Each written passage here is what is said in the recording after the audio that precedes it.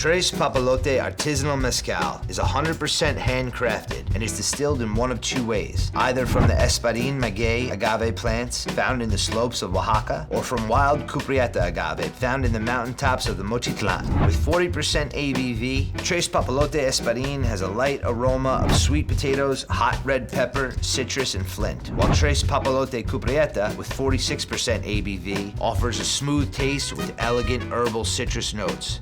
Today we're going to make the Tres Papalote Mezcal Mule, a contemporary twist on a classic cocktail that is both satisfying and, quite honestly, it's simple to make. We'll need lime juice, Tres Papalote Espadín, and some tasty ginger beer. First, 1/4 ounce of lime juice. Next, Tres Papalote Espadín. We're gonna stir, top it off with our ginger beer, and garnish with the lime wedge.